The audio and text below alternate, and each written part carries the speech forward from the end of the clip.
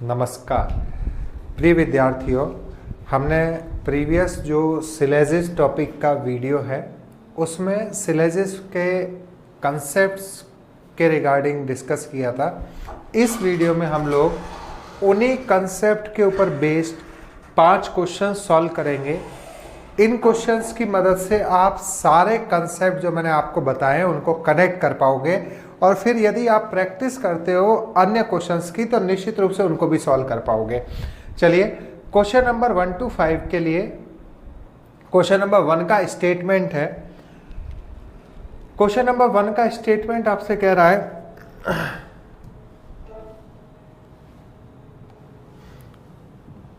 Pen select कर लेते हैं, 1 मिनट। ठीक, देखो क्वेश्चन नंबर 1 का स्टेटमेंट कह रहा है सम नंबर्स आर डिजिट्स। तो सम नंबर्स आर डिजिट्स आपको वेन डायग्राम बनाना आ रहा है आसानी से, तो मैं लिख रहा हूं some numbers are digits. Okay, then after है ऑल डिजिट्स आर अल्फाबेट्स। सारे डिजिट्स किस में लाने आपको? अल्फाबेट्स। तो all digits are alphabets. Then after no alphabet is a vowel. कोई भी अल्फाबेट वॉवेल नहीं है, तो नो अल्फाबेट क्रॉस किया इज अ वॉवेल। अभी वॉवेल कनेक्ट नहीं किया। फोर्थ स्टेटमेंट रीड करते हैं ऑल कॉन्सोनेंट्स आर वॉवेल। सारे कॉन्सोनेंट्स वॉवेल हैं, तो ऑल कॉन्सोनेंट्स आर वॉवेल। ठीक, and no alphabet is a vowel. ये भी कनेक्ट हुआ। सिंपल चारों स्टेटमेंट से आपने वेन डायग्राम बनाया। अब वेन डायग्राम बनाने के बाद हम लोग कंक्लूजन्स की बात करते हैं। मैं क्वेश्चंस में आपको जितने भी कंसेप्ट हो सकते हैं सारे बताऊंगा, तो एक क्वेश्चन पे फोकस मत करना कि जस्ट एक क्वेश्चन एक्सप्लेन किया। एक क्वेश्चन की मदद से कंसेप्ट कितने कवर हुए उसके ऊपर फोकस कीजिएगा। तो देखिए फर्स्ट है no digit is a vowel. कोई डिजिट वॉवेल नहीं है। तो आप देख रहे हैं सारे डिजिट्स किसके अंदर आ रहे हैं? अल्फाबेट्स के अंदर। और कोई भी अल्फाबेट आपसे कह रहा है क्या नहीं है? वॉवेल। इफ कोई भी अल्फाबेट आपका वॉवेल नहीं है, इट मीन्स आपका कोई डिजिट भी वॉवेल नहीं होगा। हम इस बात को इस तरह से समझ भी रहे थे कि मान लीजिए आपका कोई एक विलेज है, आपका विलेज पर्टिकुलर किसी तहसील में लाई करता है और आपका तहसील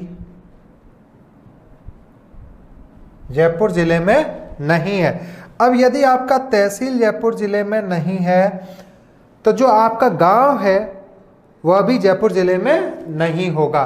तो सेम सारे डिजिट्स अल्फाबेट्स में आए और क्योंकि कोई अल्फाबेट वॉवेल नहीं है इसलिए कोई डिजिट भी वॉवेल नहीं है। ये वाला डेफिनेटली सही हुआ। ठीक है, पहला कंक्लूजन समझा मैंने, इसका एग्जांपल भी अलग से दिया। Second, no alphabet is a consonant. कोई अल्फाबेट कॉन्सोनेंट नहीं है। तो अगेन देखिए सारे कॉन्सोनेंट किस में आ रहे हैं? वॉवेल में। और कोई भी वॉवेल आपका अल्फाबेट नहीं है। तो क्योंकि सारे कॉन्सोनेंट वॉवेल में आए और वॉवेल अल्फाबेट नहीं है, इट मींस कोई कॉन्सोनेंट भी अल्फाबेट नहीं है। बिल्कुल ओके, मींस सेकंड भी करेक्ट, डेफिनेट करेक्ट। और अभी मैं डेफिनेट की बात कर रहा हूं। तो जो प्रीवियस वीडियो था उसकी एंडिंग में मैंने आपको बोला था कि मैं अभी आपको डेफिनेट के ऊपर फोकस करवाऊंगा, डेफिनेट और साथ ही साथ ईदर और की कंडीशंस को। फिर उसके बाद हम लोग पॉसिबिलिटी की बात करेंगे। ठीक है। Third, no vowel is a number. कोई वॉवेल नंबर नहीं। अब केयरफुली देखना, ये आपके पास वॉवेल लिखा हुआ है, ये आपके पास नंबर लिखा हुआ है। तो यदि मैं डायरेक्ट इनडायरेक्ट की टर्म्स में पढ़ता हूं तो वॉवेल और नंबर में तो रिलेशन ही नहीं है ना। क्लियर?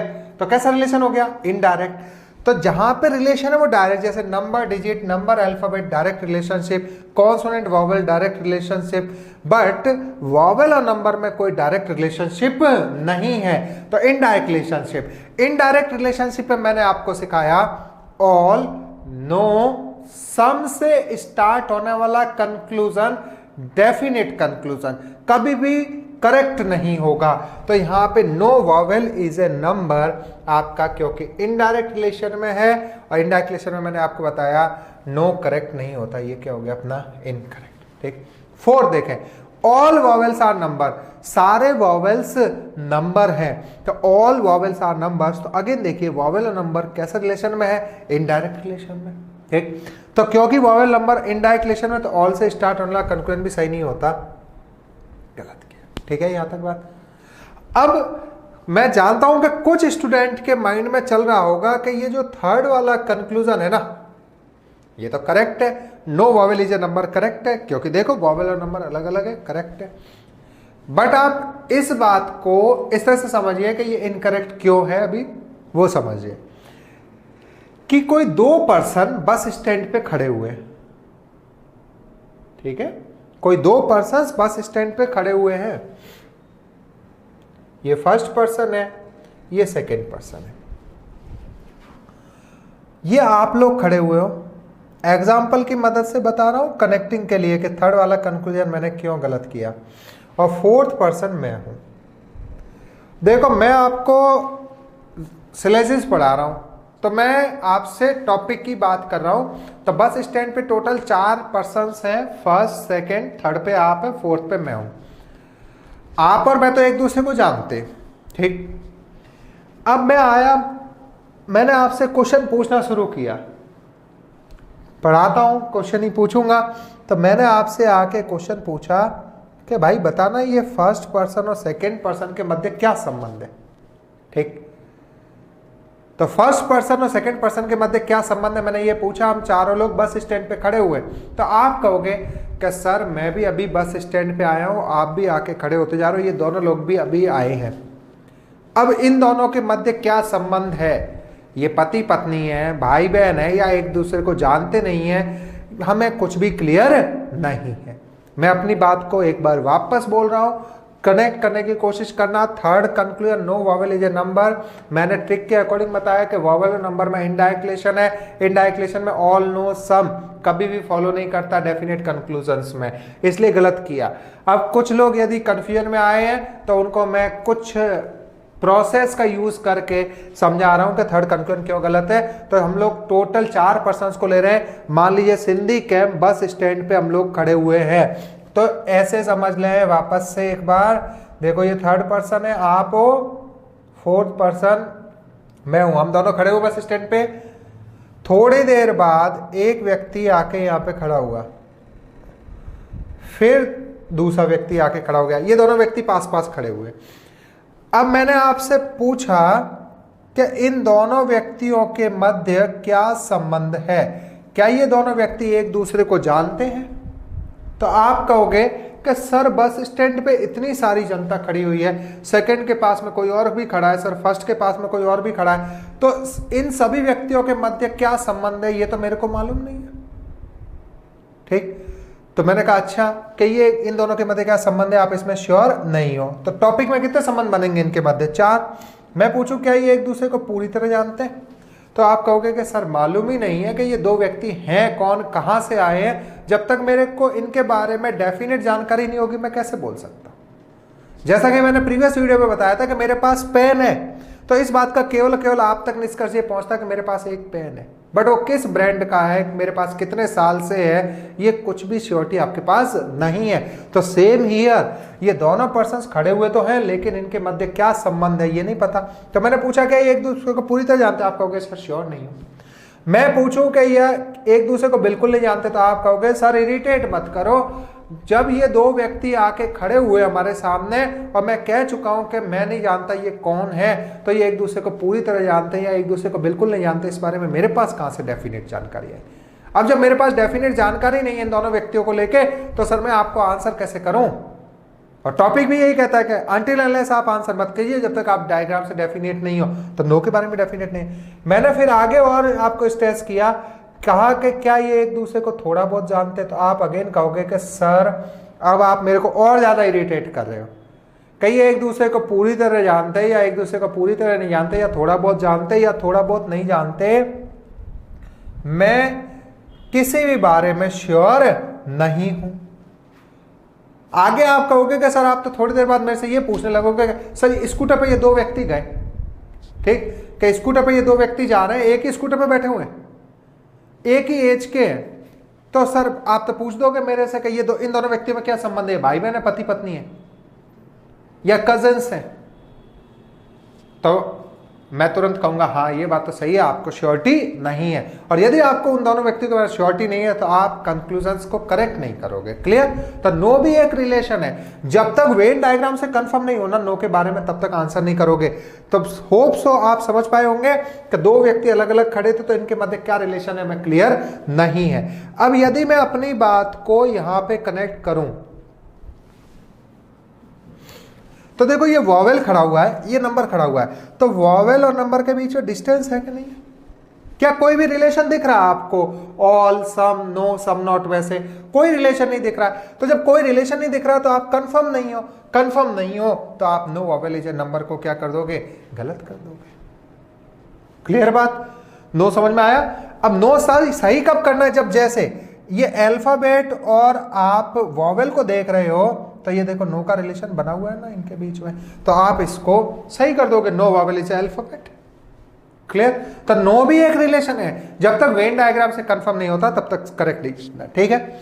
अब हर क्वेश्चन का आपको इधर और भी चेक करना आना चाहिए। इधर और का मीनिंग हुआ कि जहां पे हम कंक्लूजन्स को डेफिनेटली करेक्ट नहीं कर पाए वही इधर और में पार्टिसिपेट करते हैं। तो 4 कंक्लूजन्स में से फर्स्ट और सेकंड तो डेफिनेट करेक्ट है ना, थर्ड और फोर्थ डेफिनेट करेक्ट नहीं है, तो थर्ड और फोर्थ में इधर और लग सकता है।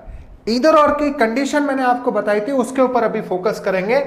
इधर और की कंडीशन बताई थी कि दोनों में सब्जेक्ट और प्रेडिकेट क्या होना चाहिए था, सेम।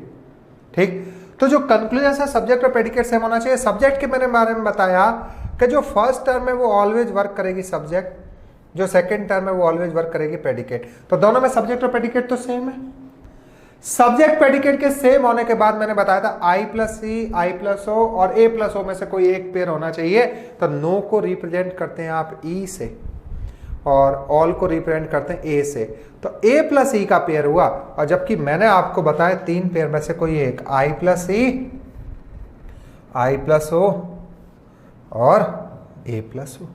तो I plus E, I plus O, A plus O में से कुछ मिलना चाहिए था, लेकिन यहाँ पे E प्लस A है, तो E प्लस A तो कहीं पे भी नहीं लिखा, तो इधर और की दूसरी कंडीशन सेटिस्फाइड नहीं। तो सिंपल दूसरी कंडीशन यदि इधर और की सेटिस्फाइड नहीं है तो थर्ड और फोर्थ में इधर और तो बनेगा नहीं।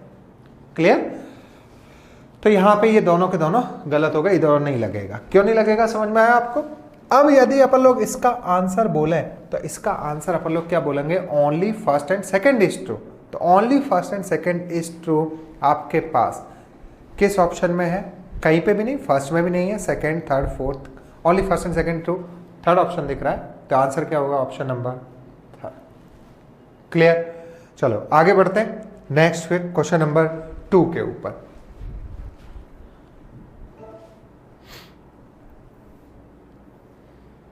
देखिए क्वेश्चन नंबर 2 का स्टेटमेंट है, ऑल डॉक्यूमेंट्स आर फाइल्स। सभी डॉक्यूमेंट्स क्या हैं आपके, फाइल। अब देखो थोड़ा सा और एक्सप्लेन करूंगा चीजों को। ऑल डॉक्यूमेंट्स आर फाइल्स बोल रहे हैं यदि आप, ये लिखा आपने all documents are files. Topic पे यदि मास्टर बनना है तो अब ट्रिक्स को डिटेल के साथ मिक्स करो। जैसे ऑल SRP सिखाया था तो वहां से कितने कंक्लूजन डेफिनेट होते हैं, 2। पहला सम SRP, सम PRS कैसे होता है वो भी मैंने एक्सप्लेन किया। तो some documents are files, some files are document. तो इफ डॉक्यूमेंट और फाइल के बीच में कंक्लूजन देगा ना तो आप केवल ये देख लो कि some documents are files, some files are documents, तो ही सही होगा, अदरवाइज सही नहीं होगा। ठीक? तो यहां पे पहला स्टेटमेंट बनाया। दूसरा सम फाइल्स आर पेपर्स, मतलब फाइल का कुछ पार्ट पेपर में, तो एग्जैक्टली फाइल का रिलेशन पेपर से ही बनाइए।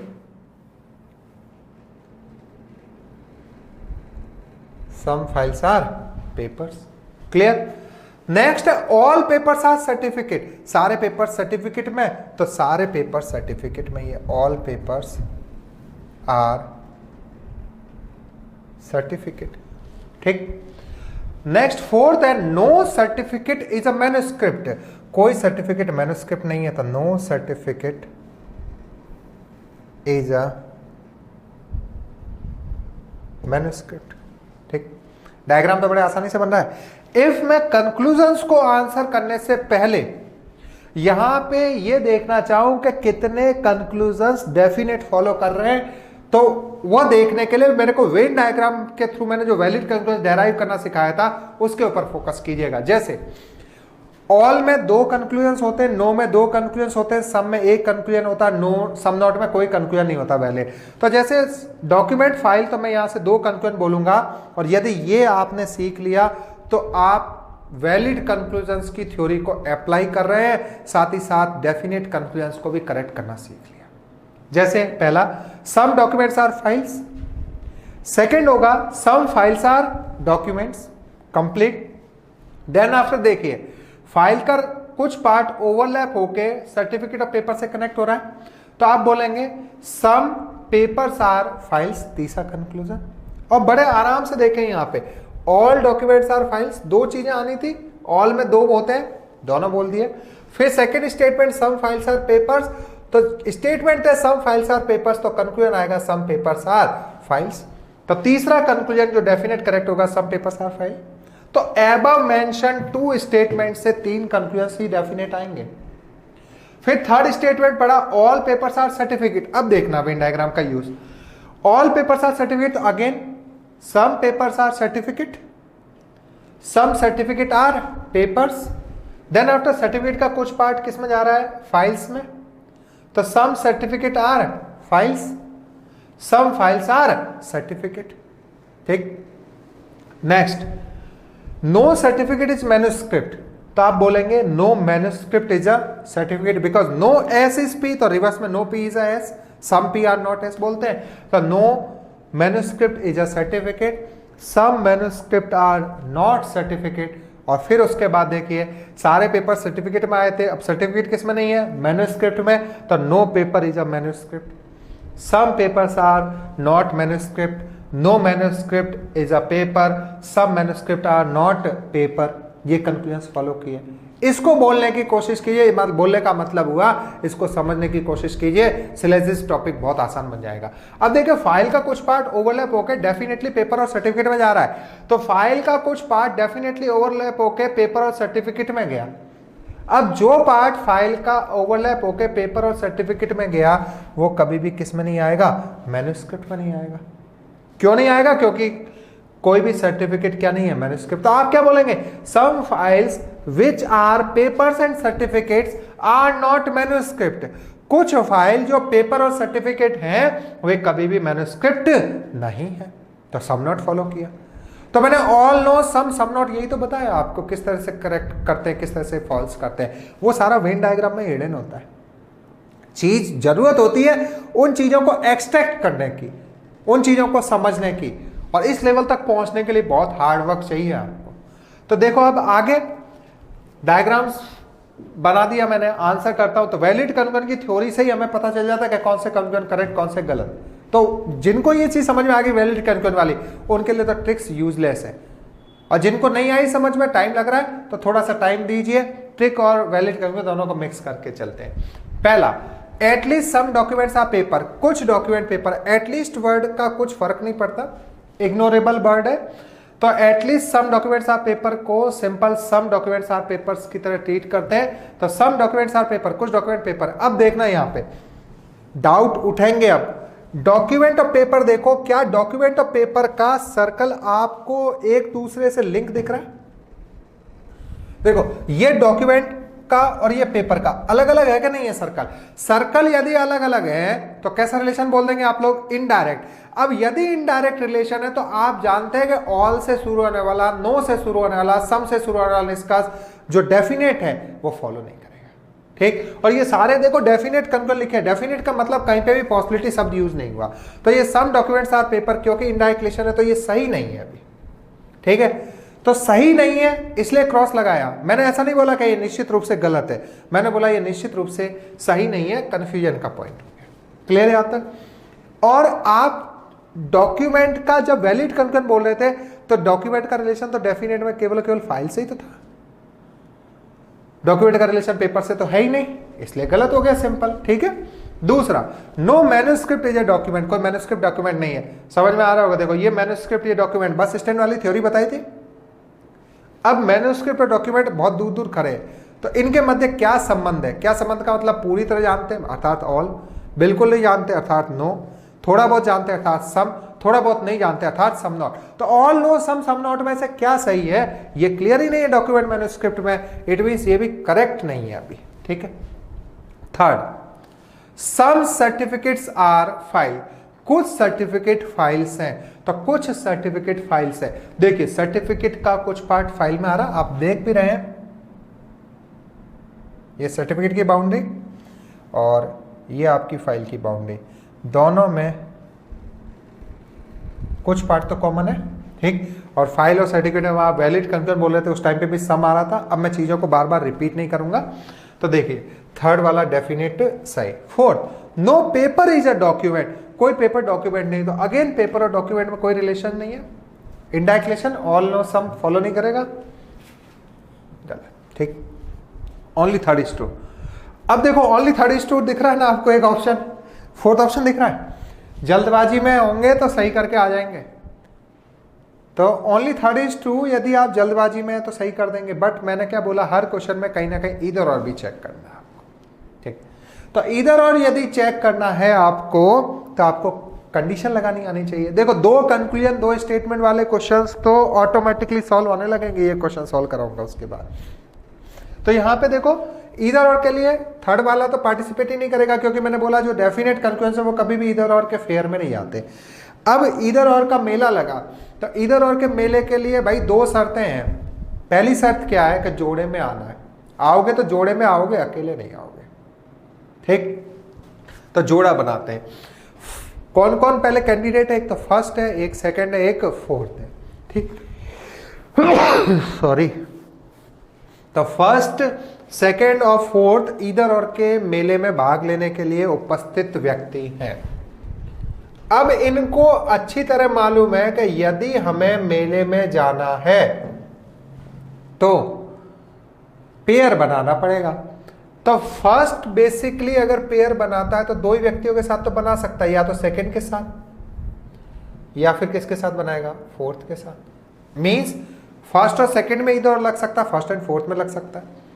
फिर मैं यदि सेकंड की बात करूं तो सेकंड किसके साथ पेयर बना सकता है, फर्स्ट या तो सेकंड के साथ पेयर बनाए या सेकंड फर्स्ट के साथ पेयर बनाए, अल्टीमेटली तो दोनों ही जा रहे हैं ना।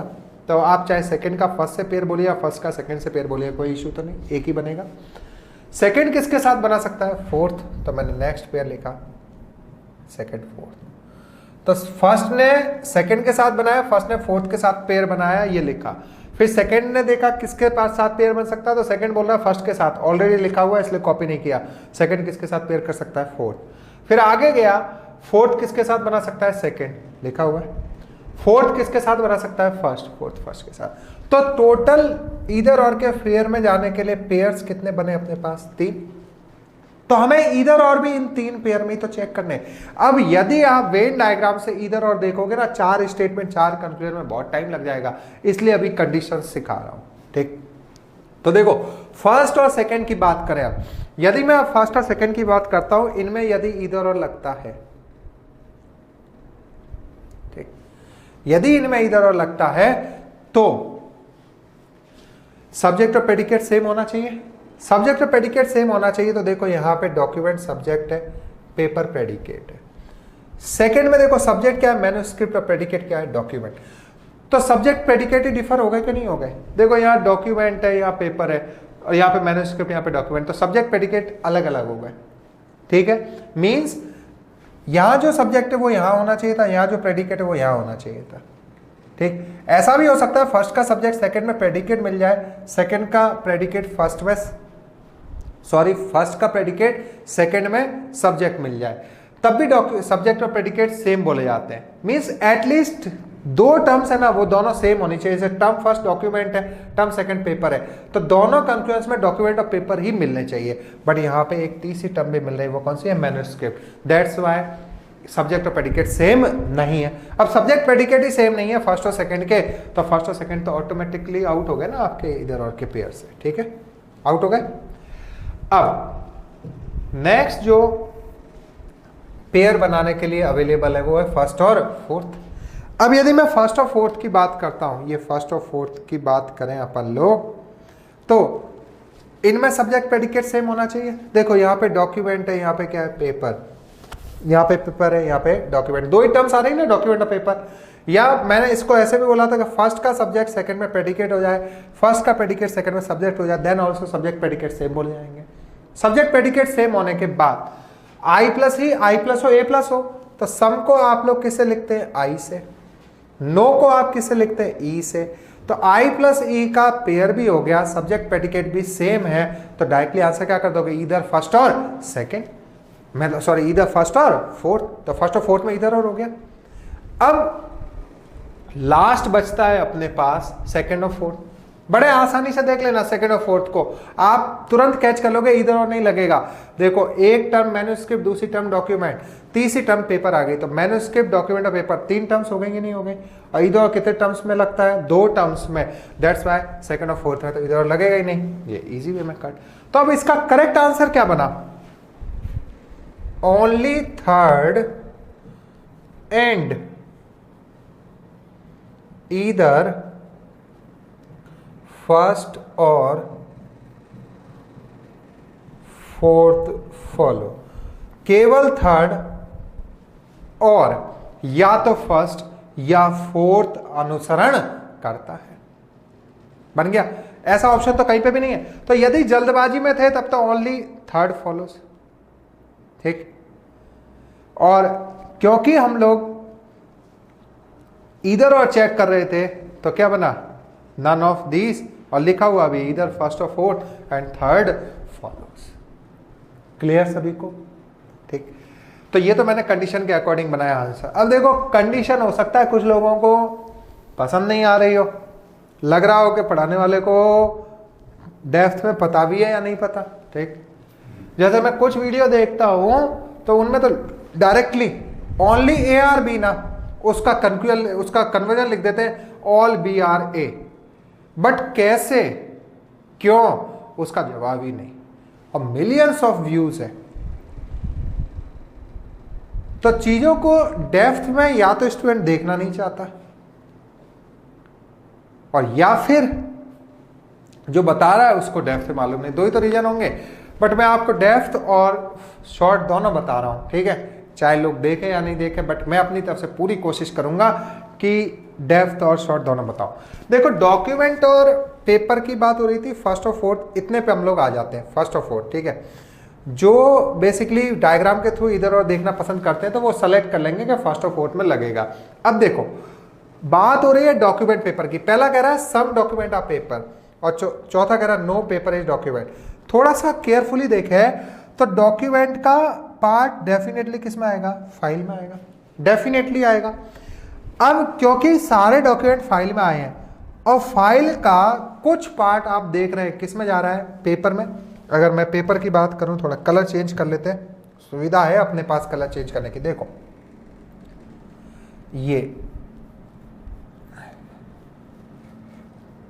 ये वाला पार्ट बेसिकली फाइल और पेपर का एक कॉमन पार्ट है, ठीक है। ये पार्ट बेसिकली फाइल और पेपर का कॉमन हो गया, ठीक है। ये कॉमन पार्ट बना दिया अपन ने, फाइल है, ये फाइल के लिए बाउंड्री जा रही है और पेपर की, ठीक है। अब फाइल और पेपर का कुछ पार्ट अपने पास कॉमन हो गया, तो क्योंकि सारे डॉक्यूमेंट्स किस में आए थे, फाइल में, फाइल का कुछ पार्ट डेफिनेटली किस में जाएगा, पेपर में। तो ऐसा हो सकता है कि जो ये फाइल का पार्ट पेपर में जा रहा है ना, इसमें कुछ डॉक्यूमेंट भी इन्वॉल्व हो, ऐसा हो सकता है, हो सकता मतलब संभावना, ठीक है। अब ध्यान देना है अपन को, संभावना और डेफिनेट साथ साथ चलाने पड़ेंगे। तो क्योंकि डॉक्यूमेंट फाइल में आए, फाइल का पार्ट पेपर में गया, तो ऐसा हो सकता है कि डॉक्यूमेंट का पार्ट फाइल के थ्रू पेपर में चला गया। यदि ऐसा हुआ है तो कुछ डॉक्यूमेंट क्या बन जाएंगे, पेपर। अब मैंने आपको बताया था जितने कंक्लूजन्स हैं उन्हीं के ऊपर विचार करना है। फर्स्ट और फोर्थ की बात हो रही है तो फर्स्ट और फोर्थ पे ही हम लोग आंसर करेंगे, इसके एक्सेप्ट कोई तीसरी चीज एज्यूम नहीं करनी है, ठीक है। तो फर्स्ट और फोर्थ यदि मैं बोलता हूं तो पहला सम डॉक्यूमेंट्स ऑफ पेपर ये हो सकता है, मैंने अभी बताया। यदि ये बात सही होती है तो सेम टाइम पे चौथी बात तो गलत हो जाएगी ना। अब आगे अपनी बात को कंटिन्यूटी दूं तो डॉक्यूमेंट का पार्ट फाइल में आया, बट जो फाइल का पार्ट पेपर जा रहा है उस पार्ट में डॉक्यूमेंट है ही, इसकी कोई गारंटी नहीं है। ऐसा भी हो सकता है कि जो डॉक्यूमेंट का पार्ट फाइल में आया था वो जस्ट फाइल में स्टॉप हुआ, केवल और केवल जो पहले से फाइल से वही पेपर बने हो। तो ये हो सकता है कि डॉक्यूमेंट का पार्ट पेपर से टच ही ना हो। अगर ऐसा होता है तो कोई डॉक्यूमेंट पेपर नहीं होगा, ये वाली बात सही होगी। अगर फोर्थ करेक्ट है तो फर्स्ट इनकरेक्ट। अभी भी मान लो मेरी बात को नहीं समझ पाए इधर और की डायग्राम से, तो एक एग्जांपल देता हूं, ठीक है। ये रफ करूंगा मैं। देखो एग्जांपल, हम लोग बेसिकली इंडिया में रहते हैं, तो इंडिया का एक सर्कल हो गया, ये पूरा कंप्लीट का कंप्लीट इंडिया हो गया, ठीक। इंडिया में कुछ लोगों को रहना अच्छा नहीं लगा, वो इंडिया से ट्रांसफर हो गए। ट्रांसफर का मतलब कि वो इंडिया से दूसरे देश में गए। तो भारत से कुछ व्यक्ति, ये लिखा इंडिया, इंडियन, भारतीय, भारत से कुछ व्यक्ति ट्रांसफर होके यूएसए चले गए, ठीक है। अब यहां से हम लोग एक बात बोलेंगे कि भारत में अब दो तरह के भारतीय हो गए। दो तरह के भारतीय कैसे है कि भारत से कुछ व्यक्ति यदि यूएसए गए हैं तो यूएसए के भी तो कुछ व्यक्ति कहां पे आएंगे, भारत में। इतना टॉपिक से कनेक्ट करोगे, ठीक है। एग्जाम्पल को टॉपिक से भी कनेक्ट करके चलना। अब यूएसए की कंप्लीट बात करूं तो कंप्लीट यूएसए में भी आपके पास अब कितने तरह के व्यक्ति मिलेंगे, दो तरह के। एक तो जो नेटिव यूएसए के प्लेस है, नेटिव यूएसए मतलब जो डार्क पोर्शन नहीं है वो नेटिव यूएसए हो गया, ठीक। मींस नेटिव यूएसए को और समझें जिनके दादा बाबा भी यूएसए के ही नागरिक थे। और एक डुप्लीकेट यूएसए के पर्सन। डुप्लीकेट यूएसए के पर्सन मतलब जो कहां से गए हैं, भारत से गए। तो यूएसए में दो तरह के पर्सन आप मान रहे हो, मींस कंप्लीट यूएसए में दो तरह के पर्सन बोल सकता हूं। एक तो ओरिजिनल, ओरिजिनल का मतलब जो नेटिव, और एक मैं बोल सकता हूं डुप्लीकेट।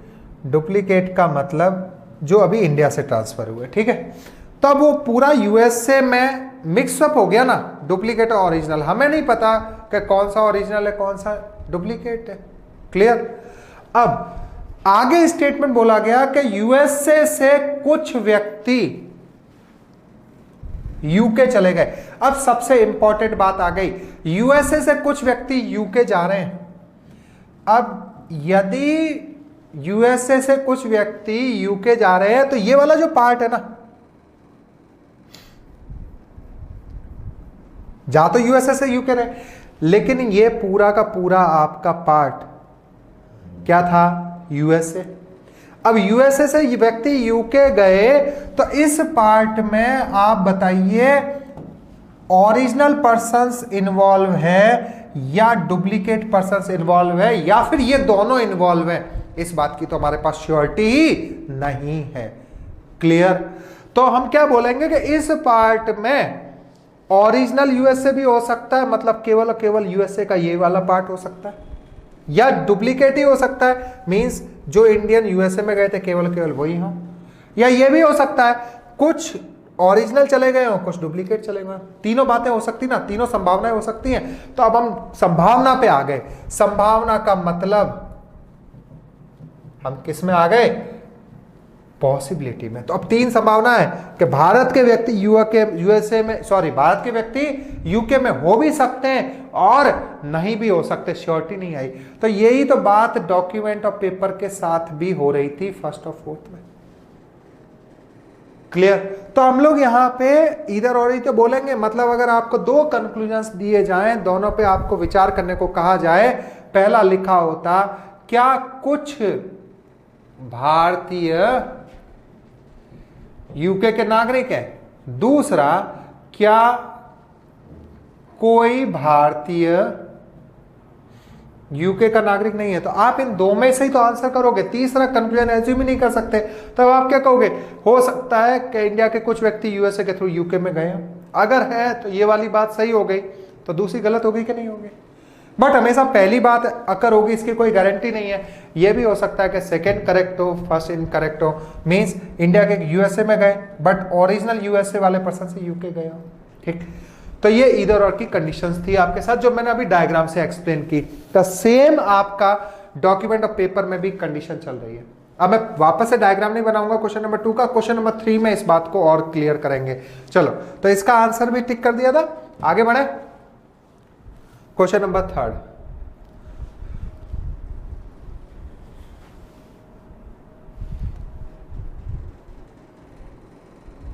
क्वेश्चन नंबर 3 थोड़ा सा एरर हो रही है कंक्लूजन में, मैं अभी मोबाइल से देख के लिख देता हूं क्वेश्चन नंबर 3 का कंक्लूजन।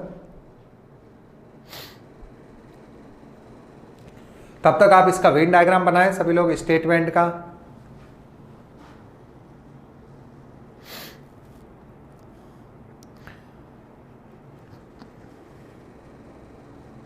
स्लाइड्स में कई बार थोड़ी बहुत एरर हो जाती है। होप सो क्वेश्चंस आपको समझ में आ रहे होंगे। अब मैं क्वेश्चन नंबर 3 देखो, क्वेश्चन नंबर 3 का थर्ड स्टेटमेंट है, at least some groups are plants.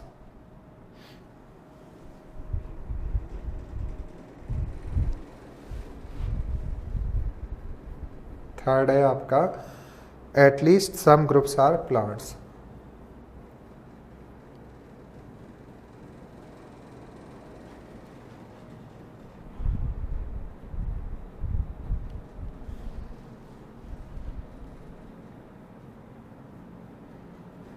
ठीक, देन आफ्टर अपने पास ऑप्शंस हैं। देखो कंटिन्यूटी में आ गए।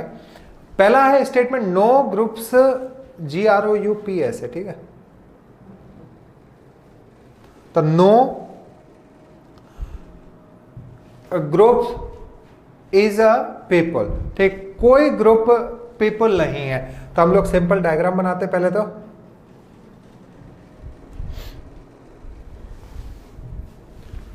नो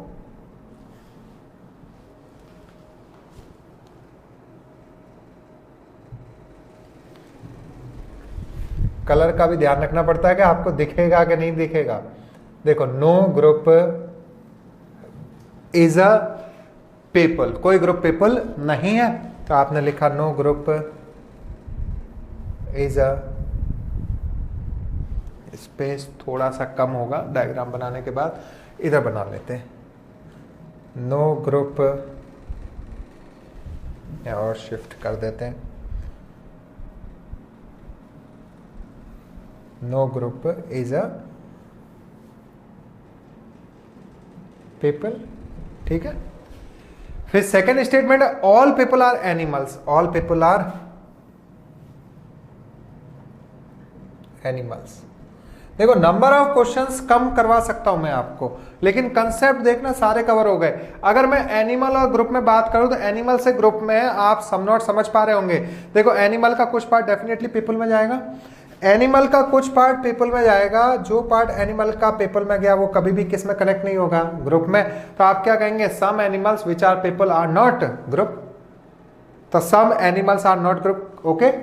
थर्ड स्टेटमेंट पढ़ते हैं, ऑल एनिमल्स आर प्लांट्स। सारे एनिमल्स प्लांट्स में लेने,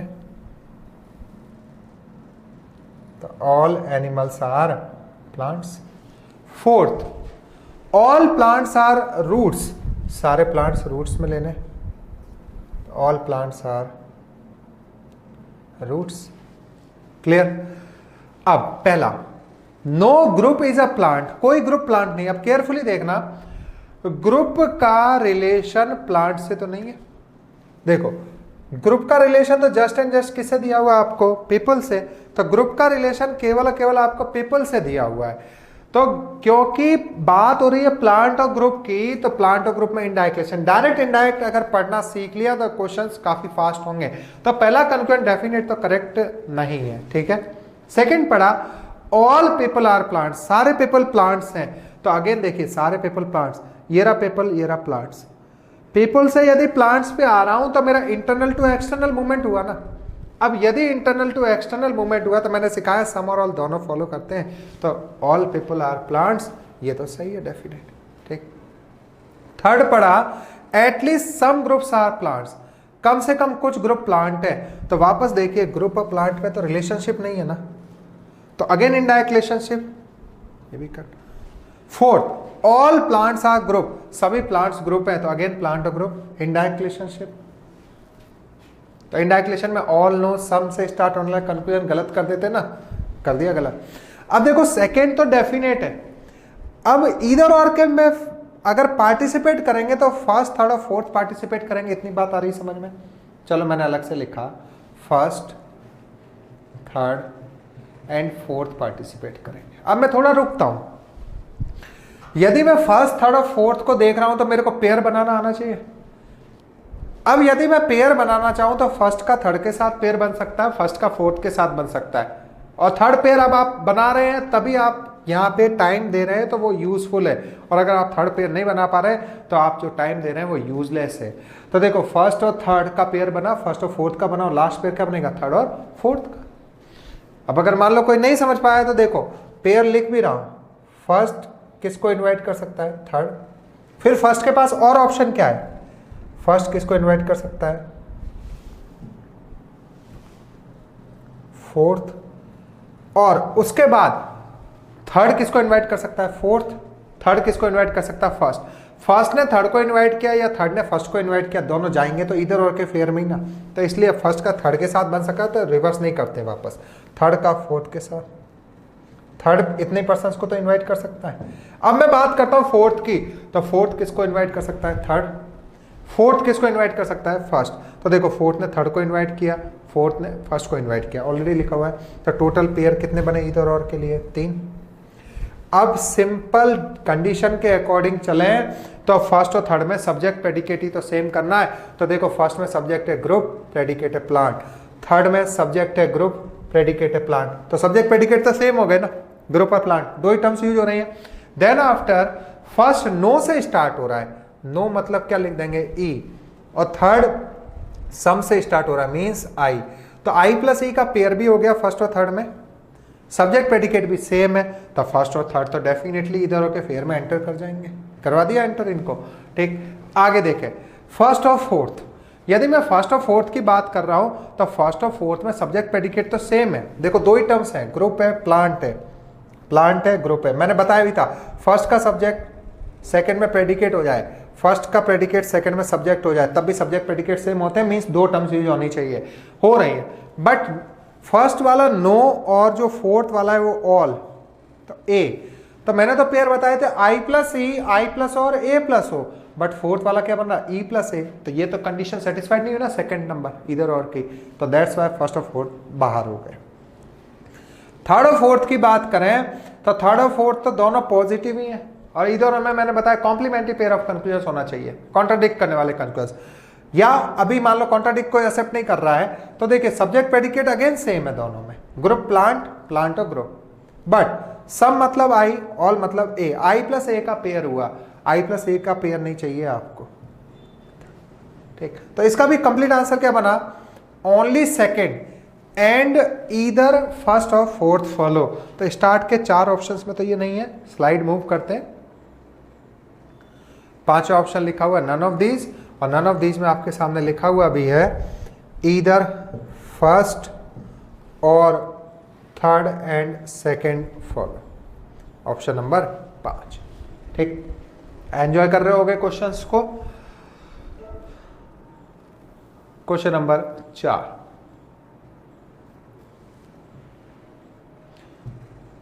देखो क्वेश्चन नंबर 4 के लिए स्टेटमेंट्स हैं सम जॉब्स आर वैकेंसीज। अब मैं हर क्वेश्चन को बहुत ज्यादा डिटेल नहीं लेके जा रहा हूं, ठीक है, तो some jobs are vacancies, colour change कर ले, थोड़ा अच्छा येलो कलर लेते हैं, देखो some jobs are vacancies, jobs का कुछ पार्ट किस में आएगा, वैकेंसी में, आगे फिर ऑल जॉब्स आर वर्क्स, सारे जॉब्स किस में लाने हैं, वर्क्स में, तो all jobs are works,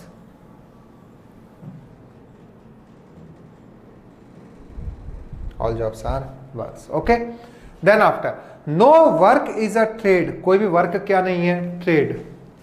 no work is a trade. अभी ट्रेड कनेक्ट नहीं कर रहा हूं. Fourth, all profession are trades. सारे प्रोफेशन ट्रेड्स हैं. तो all profession are trades and no trade is a work. ठीक, सारे कंफ्यूजन रिमूव करके जाऊंगा मैं आपके. देखिए अब first, at least some works are job. At least तो इग्नोरेबल वर्ड है. सम वर्क्स आर जॉब, कुछ वर्क जॉब है. तो some works are job external to internal हुआ क्या? नहीं हुआ. तो some works are job correct हो गया ये. ठीक, तो सम तो सही है, मतलब पहला तो सही है. दूसरा, no vacancy is a trade. देखो ये वैकेंसी रहा, ये ट्रेड रहा.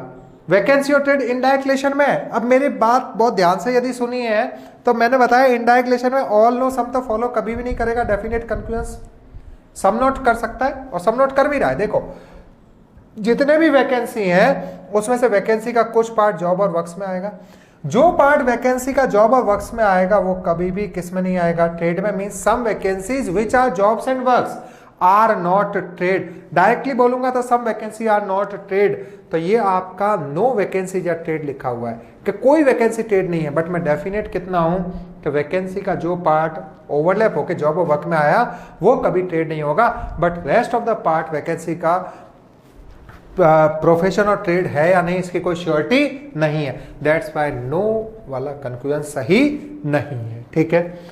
Third, no profession is a work. कोई प्रोफेशन वर्क नहीं है. थोड़ी बहुत टाइपिंग एरर हो सकती है, ठीक है, उसके ऊपर फोकस नहीं करते. जैसे यहाँ ई लगा हुआ है तो no profession is a work. कोई प्रोफेशन वर्क नहीं है तो no profession is a work. अब देखें बड़े आसानी से समझ में आ रहा होगा. नो का रिलेशन दिख रहा है. सारे प्रोफेशन ट्रेड में आए और ट्रेड ही क्या नहीं है? वर्क. तो कोई प्रोफेशन भी वर्क नहीं है. तो no profession is a work, ये भी डेफिनेट सही हुआ. अब fourth, at least some works are profession. कुछ वर्क प्रोफेशन है. तो देखो प्रोफेशन ट्रेड में है, ट्रेड ही वर्क नहीं है. तो नो का रिलेशन या सम नोट का रिलेशन चलेगा प्रोफेशन और वर्क में. सम आ ही नहीं सकता, गलत हो गया. इसका आंसर क्या हुआ? Only first and third is true. Only first and third is true किस ऑप्शन में? फोर्थ. तो आंसर हो गया ऑप्शन नंबर 4. अब देखो कुछ लोग अब अपना क्रिएटिव माइंड यूज कर रहे होंगे. क्रिएटिव माइंड क्या यूज किया कि ये जो पढ़ा रहा है इसने थर्ड और फोर्थ में इधर और क्यों नहीं लगाया, जबकि थर्ड और फोर्थ में तो subject profession predicate work, subject work predicate profession, दो ही चीजें यूज हो रही हैं. अभी तक तो ये बता रहा था कि सब्जेक्ट प्रेडिकेट सेम हो, सब्जेक्ट प्रेडिकेट तो सेम हो रहे हैं. दो टर्म्स ही चल रही हैं थर्ड और फोर्थ में. ठीक, इधर की पहली कंडीशन तो सेटिस्फाइड. फिर उसके बाद नो मतलब ई, सम मतलब आई. तो आई प्लस ई का पेयर भी हो गया. मैं तीन ही तो पेयर बताता हूँ, आई प्लस ई, आई प्लस ओ, ए प्लस ओ. तो आई प्लस ई का पेयर भी है, सब्जेक्ट प्रेडिकेट भी सेम है. तो थर्ड और फोर्थ में तो इधर और लगना चाहिए था ना. बट अपना क्रिएटिव माइंड यूज करने से पहले आप इस चीज को क्यों नहीं देख रहे कि थर्ड वाला कंक्लूजन तो डेफिनेटली क्या है? सही. और जो चीज डेफिनेट करेक्ट है वहां पे तो इधर और लगेगा ही नहीं ना. दैट्स वाई मैंने थर्ड और फोर्थ को इधर और में नहीं देखा. क्लियर. अब यदि मैं इधर और के लिए यहाँ पे अवेलेबल कैंडिडेट्स देखता हूं तो इधर और के लिए अवेलेबल कैंडिडेट्स तो मेरे पास कौन से हैं? सेकंड और फोर्थ. सेकंड और फोर्थ क्यों है? क्योंकि सेकंड और फोर्थ सही नहीं है. अब देखो आप कंडीशन के अकॉर्डिंग बड़ा कंफर्ट जोन में आ गए होंगे. अगर मैं सेकंड और फोर्थ को देखता हूं तो सब्जेक्ट प्रेडिकेट ही सेम नहीं है. देखो वैकेंसी ट्रेड वर्क्स प्रोफेशन. अब क्योंकि सब्जेक्ट प्रेडिकेट ही इनके सेम नहीं है तो आगे तो देखना ही नहीं ना. तो सेकंड और फोर्थ में इधर और नहीं लगेगा. और मेरा डेफिनेट आंसर इसका क्या होगा? Only first and third follow. मैं बता भी चुका हूं ऑप्शन नंबर 4. ठीक है. लास्ट क्वेश्चन देखें, क्वेश्चन नंबर 5. इन क्वेश्चंस को सॉल्व करने के बाद आप है ना अब प्रैक्टिस के लिए क्वेश्चन सॉल्व करना. अब अगर यदि मैं मान लो आपको कहूं कि मैं ही दूंगा क्वेश्चन आपको प्रैक्टिस के लिए तो हो सकता है कि जितना मैंने आपको कंसेप्ट बताए उतने पे ही बेस्ड आपको क्वेश्चंस दे दूं. आप किसी भी किताब से सॉल्व करना, जो मैंने प्रीवियस वीडियो में बोला था ना कि किसी भी किताब के क्वेश्चंस पिक करना और सॉल्व होते हैं या नहीं होते देखना. तो आप किसी भी किताब के क्वेश्चंस पिक करना, सॉल्व करना. बट अभी मैंने पॉसिबिलिटी की बात बिल्कुल नहीं करी. पॉसिबिलिटी वाले कंक्लूजन छोड़ देना. डेफिनेट सॉल्व करना, निश्चित रूप से सॉल्व होंगे. यदि सॉल्व नहीं हो तब आप कमेंट करके मेरे को बताना. ठीक है. जिस वे में बताना चाहो उस वे में बता सकते हो. मेरा वादा है आपसे कि मैं आपको जो भी बता रहा हूँ पूरा का पूरा करेक्ट बता रहा हूँ, आपके क्वेश्चन सॉल्व होंगे, मेरे को मेरे पढ़ाए हुए पे बहुत ज़्यादा विश्वास है, ठीक। और नहीं होते सॉल्व कि कुछ भी समझ में नहीं आया तो आप कमेंट करके मेरे को अपनी बात पहुँचा सकते हैं। लास्ट क्वेश्चन देखें, क्वेश्चन नंबर 5। अब मैं यहाँ पे ऑनलाइन पढ़ाने में तो ये भी नहीं कह सकता कि आप लोग सॉल्व करो, ठीक, बट वीडियो रोक के एक बार सॉल्व करना, फिर मैच करना कि आपको जो आपका जो आंसर है क्या वो मेरे आंसर से एग्जैक्टली मैच कर रहा है या नहीं कर रहा है, ठीक। देखो स्टेटमेंट है ऑल मार्क्स आर ग्रेड, सारे मार्क्स ग्रेड है, बना दे भाई all marks are grade, all marks are grades. Then after second statement है no grade is a score, कोई ग्रेड क्या नहीं है, स्कोर, अभी स्कोर नहीं जोड़ रहा हूं, ठीक है। फिर है ऑल लेटर्स आर स्कोर, सारे लेटर्स किस में आ रहे हैं, स्कोर्स में, all letters are score and no score is a grade, ठीक। Fourth all score are characters, सारे स्कोर्स किस में लेने हैं, कैरेक्टर्स में, ऑल स्कोर्स आर कैरेक्टर्स, लिखा सभी ने। अब देखो पहला confusion, at least some letters are grade, कुछ लेटर ग्रेड हैं, तो देखो ये लिखा हुआ लेटर, पेन चेंज कर दे, देखो ये लिखा हुआ आपके पास लेटर और ये लिखा हुआ आपके पास ग्रेड, तो यदि आप लेटर और ग्रेड को देखें तो लेटर पूरे किस में आ रहे हैं, स्कोर में, और कोई स्कोर ही क्या नहीं है, ग्रेड, तो कोई लेटर भी ग्रेड नहीं होगा। अब क्योंकि कोई लेटर ग्रेड नहीं है तो कुछ लेटर भी ग्रेड नहीं है, पॉजिटिव कनेक्टिंग तो हो ही नहीं सकती लेटर और ग्रेड के मध्य, तो ये वाला तो कंक्लूजन गलत है। दूसरा सम स्कोर्स आर ग्रेड, कुछ स्कोर ग्रेड है, तो अगेन देखो नो ग्रेड जो स्कोर लिखा हुआ था ना, तो सम तो हो ही नहीं सकता, ये भी गलत। तीसरा सम कैरेक्टर्स आर मार्क्स, कुछ कैरेक्टर्स मार्क्स हैं, तो देखो कैरेक्टर का रिलेशनशिप तो लेटर स्कोर और कैरेक्टर का है, ठीक, तो लेटर स्कोर और कैरेक्टर का रिलेशन है, कैरेक्टर का रिलेशन ग्रेड और मार्क्स से तो नहीं है, ठीक है, तो दैट्स व्हाई इनडायरेक्ट रिलेशन हुआ, तो ये अभी सही नहीं है। Fourth some characters are letters, कुछ कैरेक्टर्स लेटर्स हैं, तो देखो कैरेक्टर से लेटर जाता हूं तो एक्सटर्नल टू इंटरनल मिला ना, तो सम तो सही होता है, ये सही हो गया डेफिनेट, ठीक, तो फोर्थ सही। अब यदि आप इधर और बनाते हैं ना, तो देखो इधर और के लिए पेयर डायरेक्ट लिखता हूं, फर्स्ट और सेकेंड, फर्स्ट और सेकेंड को आपने देखा तो इनमें सब्जेक्ट प्रेडिकेट ही सेम नहीं है, देख लीजिए, ठीक, फर्स्ट और सेकेंड कट हुआ, फिर उसके बाद आपका इधर और का नेक्स्ट पेयर बन सकता है फर्स्ट और थर्ड, देखो फर्स्ट और third letter character grades marks, तो एक टर्म, दो टर्म, तीन टर्म, चार टर्म, तो अगेन फर्स्ट और फोर्थ, थर्ड फर्स्ट और थर्ड भी नहीं बना। फिर देखो सेकंड और फर्स्ट बनने चेक नहीं करेंगे, लास्ट सेकंड और थर्ड देख लो, सेकंड और थर्ड यदि आप देखते भी है तो अगेन देखो सब्जेक्ट और प्रेडिकेट ही सेम नहीं है, तो फर्स्ट सेकंड और थर्ड में सब्जेक्ट प्रेडिकेट ही सेम नहीं हो रहे हैं, दैट्स व्हाई इधर और नहीं लगेगा, तो इसका आंसर क्या हुआ, only fourth is true, only fourth is true, मतलब ऑप्शन नंबर सेकंड। समझ में आया सभी को? तो मैंने अभी आपको सिलेजिस टॉपिक में 2 वीडियो कंप्लीट किए हैं। पहले वीडियो में मेरा कंसेप्ट था, दूसरे वीडियो में मैंने 5 क्वेश्चंस लिए, इन 5 क्वेश्चंस में मैंने आपको सारे जो वीडियो नंबर 1 के कंसेप्ट थे वो डिस्कस किए, तो यहां से आप डेफिनेट कंक्लूजन्स, ऑल, नो, सम और सम नॉट को सीख पाए हैं। पॉसिबिलिटी वाली चीज बच रही है हमारी, वो हम लोग नेक्स्ट वीडियो नंबर 3 में कवर करेंगे। वीडियो देखने के लिए आप सभी का बहुत बहुत धन्यवाद।